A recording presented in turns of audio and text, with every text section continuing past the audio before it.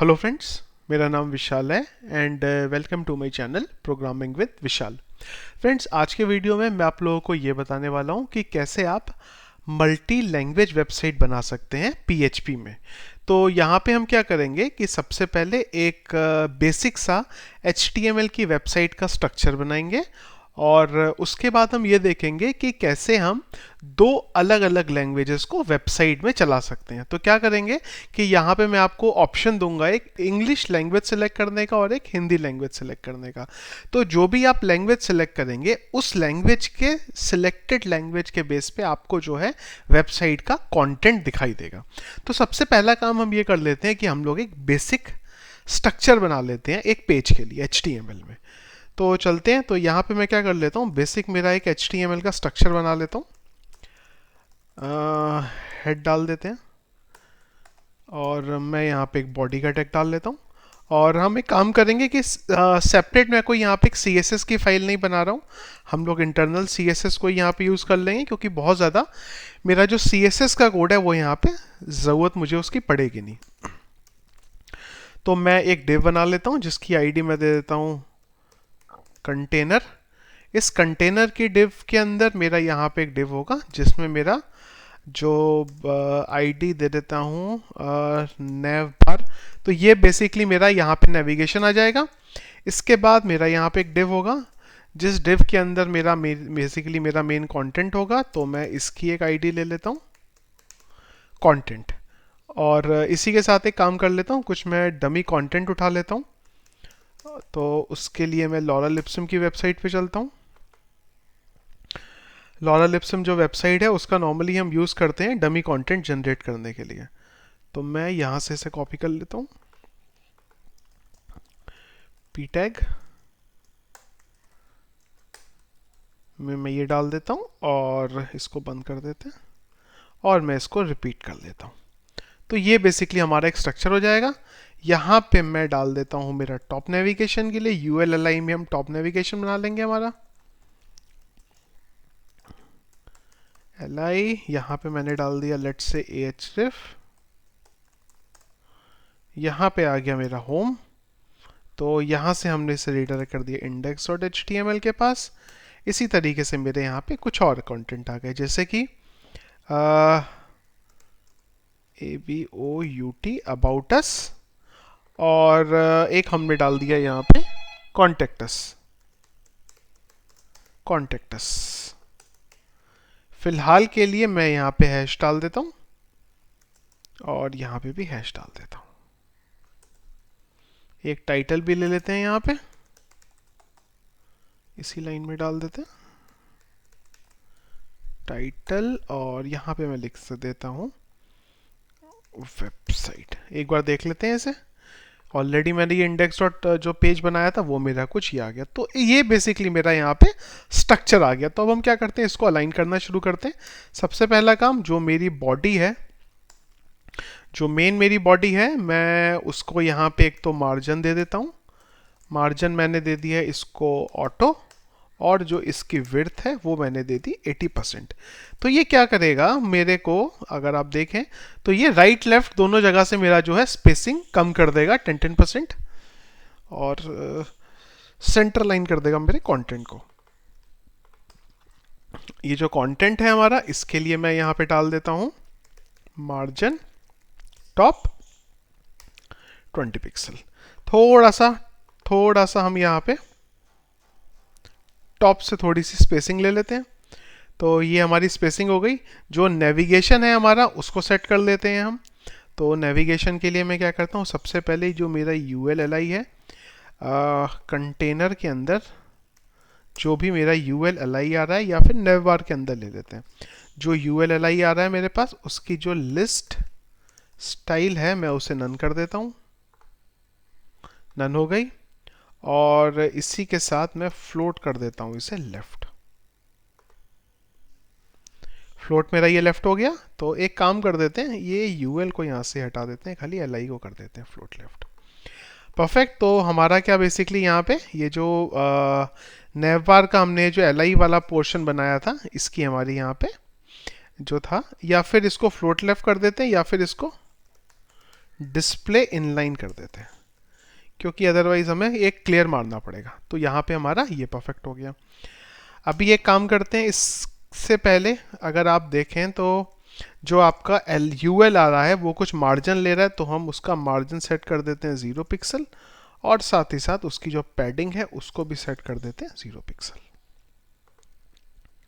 Side में आ गया ये मेरा यहाँ पे, ठीक है। इससे भी पहले एक काम कर लेते हैं कि ये जो बॉडी है हमारी, इसका भी एक बैकग्राउंड कलर ले लेते हैं। तो मैं एक काम करता हूँ, चलता हूँ वेबसाइट कलर कोड, जिस वेबसाइट को मैं नॉर्मली लेता हूँ, यूज़ करता हूँ कलर कोड के लिए। तो यहाँ से मैं एक कलर उठा लेता हूँ, लेट्स से ये कलर उठा लेते हैं हम यहाँ पे, और मैं यहाँ डाल देता हूँ बैकग्राउंड कलर, हैशटैग और मेरा कलर का कोड। ये कुछ इस तरीके से मेरा यहाँ पे दिखेगा, कोई प्रॉब्लम नहीं, ठीक है। अब ये जो नैव बार था हमारा, एक तो करते हैं इसका जो बैकग्राउंड कलर है इसको कर देते हैं हम वाइट, और साथ ही इसकी जो पैडिंग है वो कर देते हैं लेट्स से 10 पिक्सल कर देते हैं। एक बार देख लेते हैं, ये कुछ इस तरीके से आ गया। सॉरी, मैंने कलर कोड गलत यूज़ कर लिया, हमें FFF यूज़ करना था, और इसको मैं 20 पिक्सल कर देता हूँ पैडिंग। ठीक है जी, चलिए अभी ये जो हमारा LI आ रहा है इसका हम मार्जिन सेट कर लेते हैं। मार्जिन MARGIN, राइट से लेट से हम सेट कर लेते हैं 5 पिक्सल का मार्जिन। थोड़ा बढ़ा देते हैं, इसको 10 कर देते हैं। ठीक है जी, टॉप नेविगेशन हमारा ऑलमोस्ट सेट है। और बस एक जो हमारा नेव बार के अंदर UL है, इसके अंदर जो हमारा A टैग है उसका एक तो हम कर देते हैं टेक्स्ट डेकोरेशन नन, और साथ ही साथ इसका जो कलर है वो कर देते हैं FFF, या FFF की जगह पे 000 कर देते हैं, यानी कि ब्लैक। और इसको कर देते हैं बोल्ड।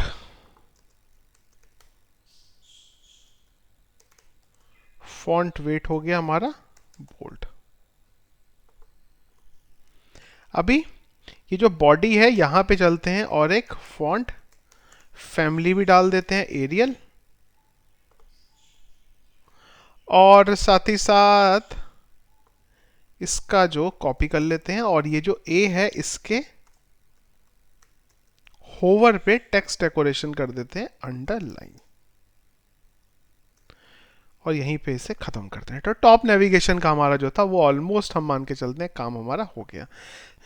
ठीक है, ये देखिए हमारा यहाँ तक सेट हो गया। अब अगला काम हमारा क्या है कि जो हमने ये कंटेंट बनाया था इसका भी एक बैकग्राउंड सेट कर लेते हैं सबसे पहले। तो इसका जो बैकग्राउंड कलर है उसको भी हम वाइट सेट कर लेते हैं, FFF। पैडिंग ले लेते हैं इसकी भी 20 पिक्सल की, कुछ इससे आ गया। साथ ही साथ इसका जो मार्जिन है टॉप के साथ उसको सेट कर लेते हैं कुछ 5 पिक्सल। यहाँ पे कुछ हमारा इस तरीके से आ गया। अभी एक काम करते हैं, हमारा जो ULLI था ये एक काम कर लेते हैं, मैं थोड़ा सा इसे इंस्पेक्ट कर लेता हूँ।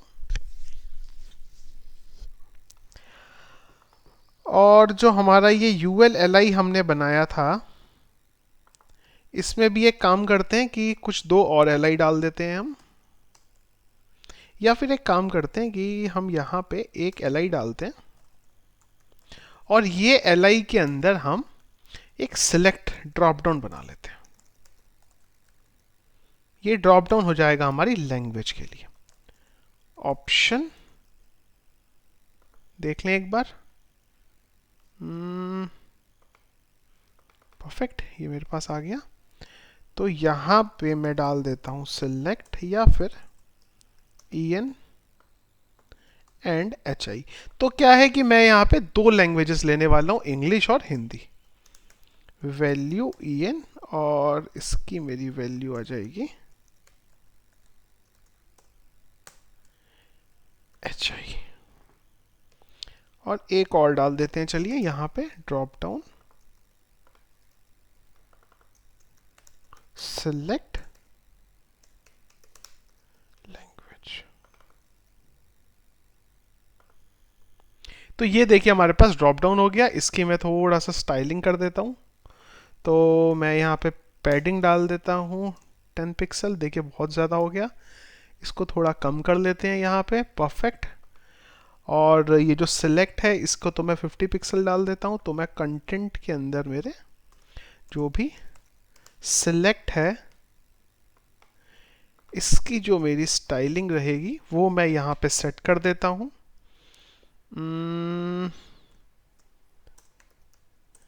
PADDING, पैडिंग एक बार चेक कर लेता हूँ कितनी पैडिंग दी थी मैंने यहाँ पे, 5 पिक्सल की। 5 पिक्सल इस पे लगा नहीं शायद। ओके सॉरी, ये नेव बार के अंदर था एक्चुअली, कंटेंट के अंदर नहीं था। अभी इसका काम एक कर लेते हैं, ये जो हमारा था इसको फ्लोट कर देते हैं, राइट। तो मैं इसको कर देता हूं क्लास FR, फ्लोट राइट।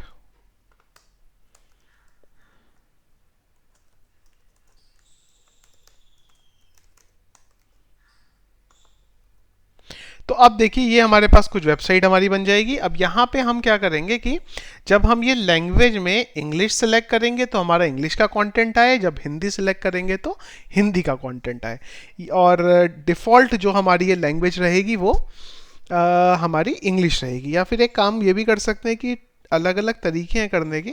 हम यहाँ पे इसको कुछ ऐसे भी कर सकते हैं कि हम ये फर्स्ट ऑप्शन ही हटा दें, सिलेक्ट लैंग्वेज, या फिर लैंग्वेज भी दे सिलेक्ट भी यहाँ पे इस तरीके से भी हम कर सकते हैं। तो यहाँ पे हम सीधा सीधा क्या बोल देंगे कि आप अगर चाहो तो आप लैंग्वेज को सेट कर सकते हो। तो ये भी एक आपके पास यहाँ पे ऑप्शन मिल जाता है आपको। अभी अगला काम हमारा क्या रहेगा कि ये हमारा काम तो हो गया। अभी हमें चलते हैं हम हमारे कोड की तरफ कि इसको हम जब हमें इसको PHP में इम्प्लीमेंट करना होगा तो हम उसको कैसे इसको इम्प्लीमेंट करेंगे।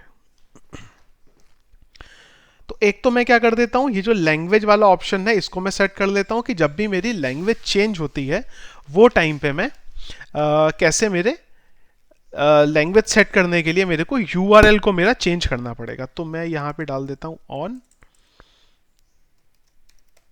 On change set language.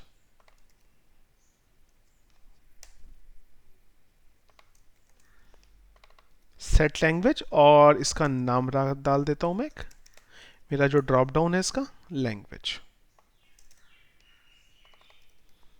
चलते हैं इधर, एक यहाँ हम फंक्शन बना लेते हैं जावास्क्रिप्ट का, स्क्रिप्ट टैग, और इसको बंद कर देता हूँ। यहाँ पे मैंने एक बना लिया यहाँ पे टैग, और यहाँ पे मैंने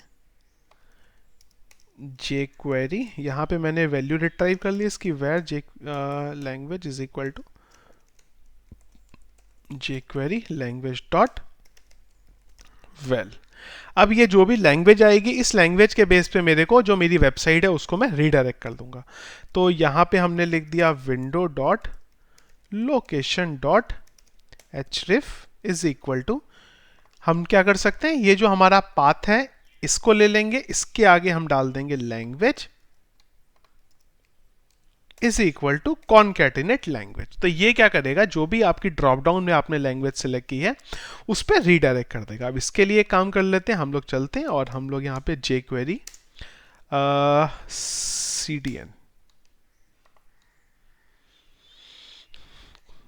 CDN के पास चलते हैं, और ये जो jQuery की फाइल है मैं इसको इंक्लूड करा लेता हूँ।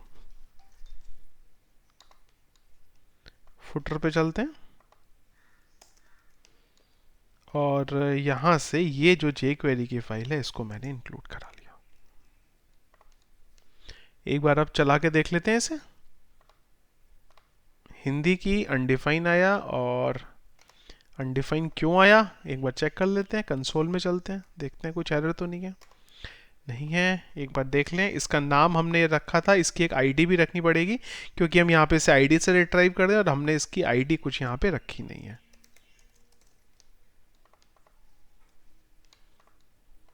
देखिए अभी जब आप इसको चेंज कर दें तो वो आपकी वैल्यू यहाँ पे पास होती जा रही है। अभी एक काम कर लेते हैं, यहाँ पे एक कंडीशन भी लगा लेते हैं कि अगर इंग्लिश इंग्लिश सिलेक्ट हो रहा है तो ये यहाँ पे इंग्लिश ड्रॉप डाउन में सिलेक्टेड रहे, अदरवाइज हिंदी सिलेक्टेड रहे।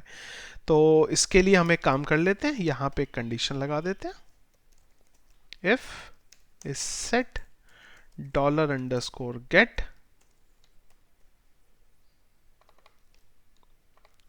लैंग्वेज।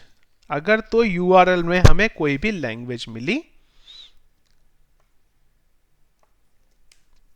अगर हमें यूआरएल में कोई भी लैंग्वेज मिली एंड वो लैंग्वेज बराबर हुई सॉरी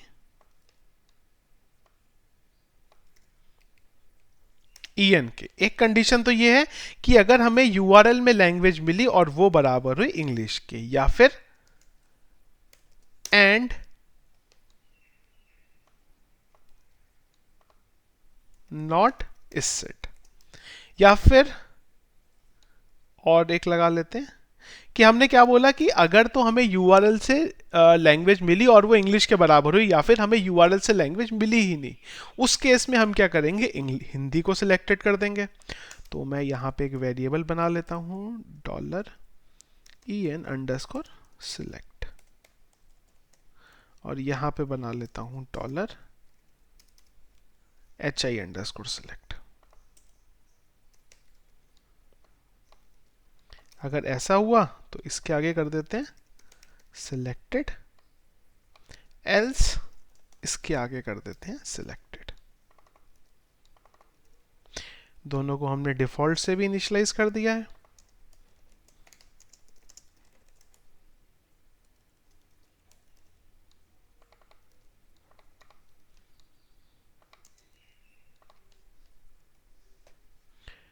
$44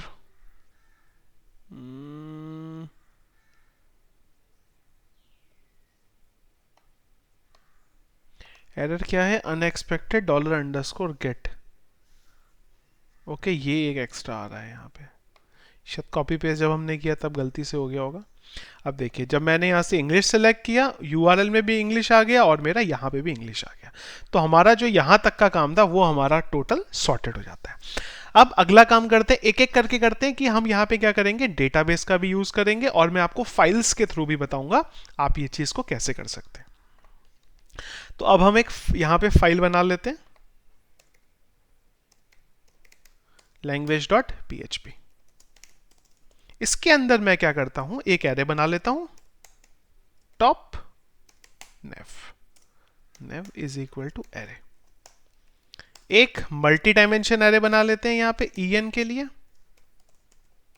और यहां पे मैं कर देता हूं होम,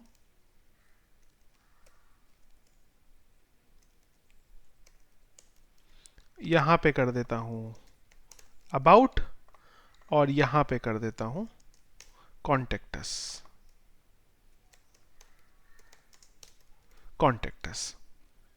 और एक और बना लेता हूं यहां पे हिंदी के लिए, HI। अब इसके लिए मुझे हिंदी का एडिटर चाहिए, तो मैं क्या करता हूं, हिंदी कर लेता हूं मेरे यहाँ पे, और होम कर देता हूं, होम आ गया। अबाउट अस का मतलब क्या होता है, हमारे बारे में, तो मैं यहां कर देता हूं हमारे बारे में। कॉन्टेक्टस का मतलब क्या होता है हिंदी में, मैं गूगल ट्रांसलेट पे चलता हूँ, गूगल ट्रांसलेट, और यहां डाल देता हूं मैं, कॉन्टेक्टस को हम बोलेंगे संपर्क करें, सॉरी यस राइट संपर्क करें, मैं एक्चुअली भूल गया था, संपर्क करें। तो देखिए यहाँ पे ये अब थोड़ा सा आपको समझना पड़ेगा। देखिए यहाँ पे हमने क्या किया, हमने एक टॉप नेव के लिए एक एरे बना दिया, और इस एरे में क्या किया हमने, ये जो है ये हमारा लैंग्वेज का नाम है, और ये हमारे बेसिकली इसके इंडेक्सेस हैं। अब देखिए हम क्या करेंगे, यहाँ पे ये जो टॉप नेव आपका आ रहा है, हम यहाँ पे क्या करेंगे, यहाँ पे हम बोल देंगे, एक तो ये जो बनाया था हमने, इसको मैं चलता हूं ऊपर लेके, टॉप पे करते हैं इसको हम।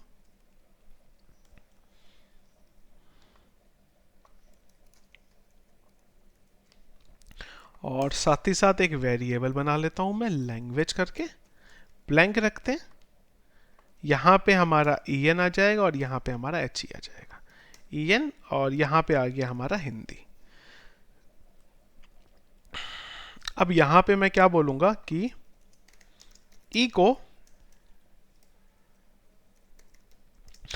को नेव अंडरस्कोर क्या है मेरा, ये टॉप अंडरस्कोर नेव, सॉरी, टॉप अंडरस्कोर नेव, जो भी लैंग्वेज मिली, उसका फर्स्ट इंडेक्स।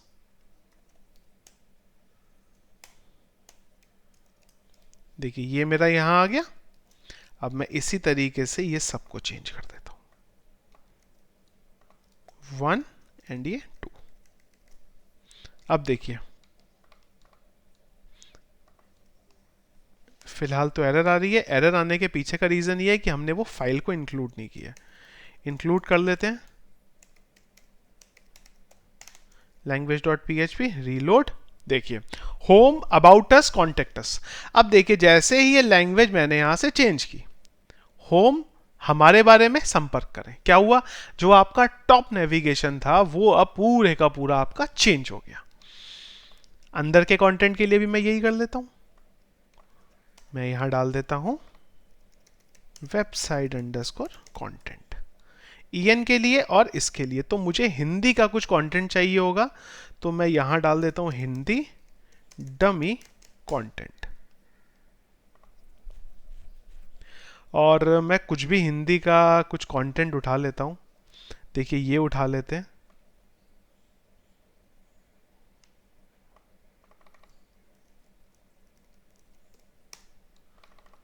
ये भी कुछ लॉरा लिप्सम की तरह ही है, तो मैं इसको यूज कर लेता हूं यहाँ पे। ये ले लिया और इसके लिए मैं यहाँ पे लॉरा लिप्सम ले लेता हूँ।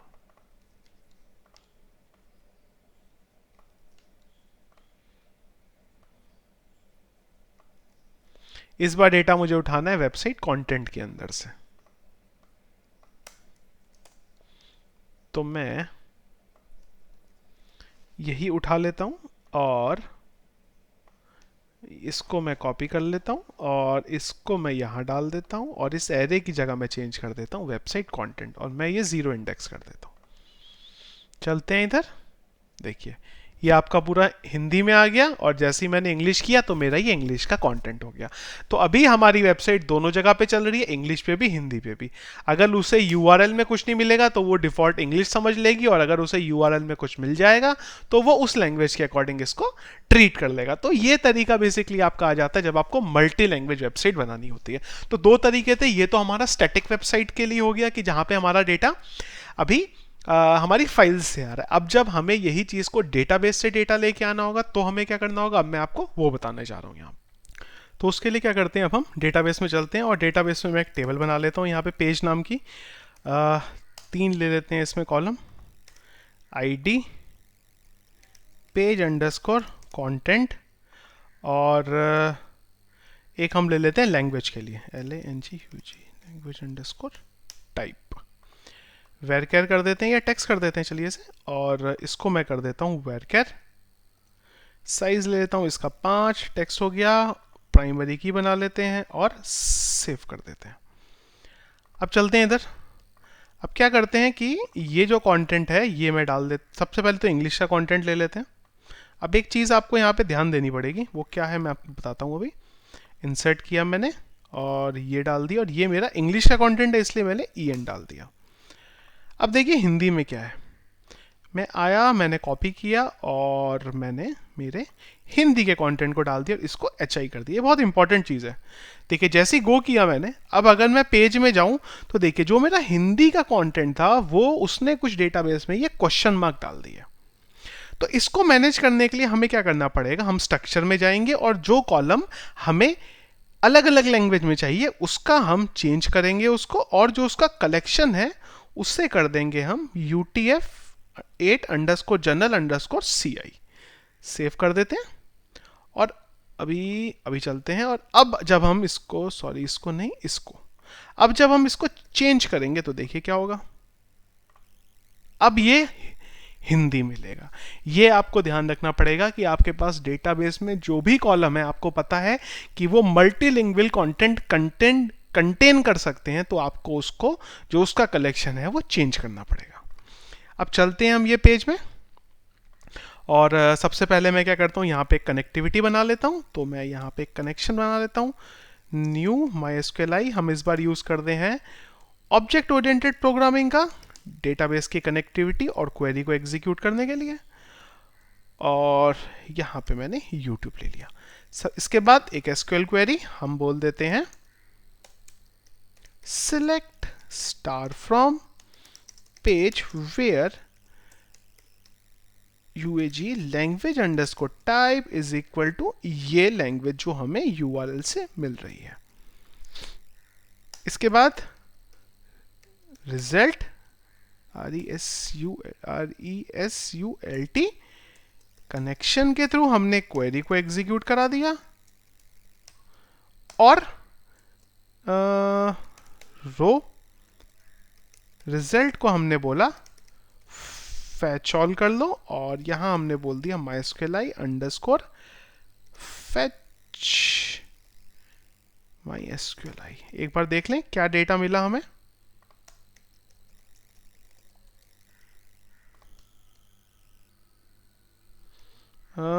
एक बार देख लेते हैं हमारा कहीं पे कुछ, ओके सॉरी ये फैच नहीं, एसोसिएटिव के लिए हम लोग यूज करते हैं। ये डेटा आ गया, और इसमें भी एक काम करते हैं, हमें जो डेटा चाहिए फिलहाल के लिए वो खाली कंटेंट चाहिए, तो मैं खाली कंटेंट को ही लेता हूं, बाकी सबकी तो मुझे जरूरत है नहीं। देखिए जैसे ही अब देखिए यहाँ पे जब आपने इंग्लिश किया तो आपको प्रॉपर कंटेंट मिला, लेकिन जैसे ही आपने हिंदी किया अब देखिए क्या हुआ, जो आपके डेटाबेस में प्रॉब्लम आ रही थी वही अब आपके फ्रंट एंड पे भी प्रॉब्लम आने लगी। उसके लिए हमें यहाँ पे जब हमारी ये क्वेरी एग्जीक्यूट होती है उससे पहले ये कनेक्शन को हमें बोलना पड़ेगा कि जैसे हमने बैकएंड में जब हमारे कॉलम का हमने कलेक्शन चेंज किया था वैसे ही हमें यहाँ पे कैर को जो इसका कैर सेट है उसको सेट करना पड़ेगा UTF-8 के साथ। अब देखिए क्या होता है, रीलोड। अब देखिए आपका जो कंटेंट आया इस बार वो हिंदी का कंटेंट आ गया। अब क्या करना है, अब तो बिल्कुल सिंपल काम है, कुछ करना ही नहीं है, सब तो हो गया आपका काम। बस इसको रो कर देते हैं और इसके 0 इंडेक्स में जाके पेज कंटेंट को उठा लेते हैं। यहां चलते हैं और पेज कंटेंट को उठा लेते हैं, रीलोड कर देते हैं। इंग्लिश किया इंग्लिश आ गया, हिंदी करा हिंदी आ गया। अब डेटाबेस से भी अगर आपको डेटा फैच करना है तो आपको पता है, एक मैं इसकी थोड़ी सी लाइन हाइट दे देता हूँ, पीटैग की line height let's say 25 pixel, थोड़ा ठीक लग रहा है, थोड़ा ना वो रीडेबल नहीं था नीचे का, वैसे तो कंटेंट वैसे भी रीडेबल नहीं है, डमी कंटेंट है तो, लेकिन फिर भी थोड़ा सा देखने में अच्छा लगता है, इसलिए मैं उसे कंटेंट के अंदर का जो पी टैग है उसे लाइन हाइट कर देता हूं 25 पिक्सल की। रीलोड, हाँ ठीक है। अभी तो ये बेसिकली देखिए तरीका था आपको अगर मल्टी लैंग्वेज वेबसाइट बनानी है तो। अब ये आपके दो तरीके से बिहेव कर दी है, आपको अगर फाइल से ऊपर का जो आपका डेटा है ये सब फाइल से आ रहा है, नीचे का जो डेटा है आपका डेटाबेस से आ रहा है। इसको आप यूज कर सकते हैं बेसिकली मल्टी लैंग्वेज वेबसाइट बनाने के लिए। अभी यहाँ पे आप ये काम भी कर सकते हैं कि अगर ये वेबसाइट पे लोग यूएस से आए, या फिर अगर मैं अलग थोड़ा सा बोलूं, अगर इंडिया से कोई जना आया है तो हम हिंदी का कंटेंट दिखाएं, और अगर यूएस से या फिर इंडिया के बाहर से कोई जना आता है तो हम उसे इंग्लिश का कंटेंट दिखाएं, वो भी आप कर सकते हैं। अगर आपको ये चीज करनी है तो आप क्या करेंगे कि यहाँ पे आईपी एड्रेस के बेस पे कंडीशन लगा सकते हैं कि अगर तो उसकी आईपी एड्रेस इंडिया की है तो आप यूआरएल के थ्रू उसको रीडायरेक्ट कर सकते हैं लैंग्वेज हिंदी में, और अगर वो बाहर का है तो आप लैंग्वेज को उसको रीडायरेक्ट कर सकते हैं इंग्लिश में। ये भी तरीका आप यूज कर सकते हैं बेसिकली अगर आपको करना है तो। सो फ्रेंड्स, ये हमारा आज का वीडियो जो था वो था मल्टी लैंग्वेज। अगर वेबसाइट हमें PHP में बनानी है तो हम उसे कैसे बना सकते हैं। वैसे जो मैंने आपको तरीका बताया है ये आप किसी भी लैंग्वेज में यूज़ कर सकते हैं। ये PHP के स्पेसिफिक नहीं है, एक लॉजिक है, कॉन्सेप्ट है। तो अगर आप .NET, जावा किसी भी लैंग्वेज में वेबसाइट बनाना चाहते हैं तो उसको आप सेम आप यही तरीका यूज़ कर सकते हैं। सो फ्रेंड्स, आज का जो हमारा वीडियो था मैं उसको यहीं पे कंप्लीट करता हूँ। अगर आपका कोई भी क्वेश्चन है, कोई भी डाउट है, तो आप प्लीज़ हमारे वीडियो के कमेंट बॉक्स में अपना प्रॉब्लम बताइए। मैं आपका जो प्रॉब्लम है अपनी तरफ से पूरी कोशिश करूँगा कि उसको रिजॉल्व कर सकूँ। इसी के साथ फ्रेंड्स, अगर ये सोर्स कोड आपको चाहिए तो उसका लिंक मैंने वीडियो के डिस्क्रिप्शन में दिया हुआ है, वहाँ से आप उसे डाउनलोड कर सकते हैं। और अगर फ्रेंड्स आपको ये वीडियो मेरा पसंद आया है तो प्लीज़ वीडियो को लाइक करिए, क्योंकि आपके लाइक करने से ही मुझे बहुत ज़्यादा मोटिवेशन मिलता है कि आपको ये जो वीडियो मैं बना रहा हूँ ये पसंद आ रहे हैं। क्योंकि फ्रेंड्स, ये जो एक वीडियो आप देखते हैं इसको बनाने में बहुत सारा एफर्ट लगता है। तो मुझे आपके लाइक से ही पता चलता है कि आपको ये वीडियो जो है वो जो मैं बना रहा हूँ वो पसंद आ रहे हैं। और इसी के साथ फ्रेंड्स, अगर आपको हमारा चैनल पसंद आता है तो प्लीज़ चैनल को सब्सक्राइब भी करिए। Thank you.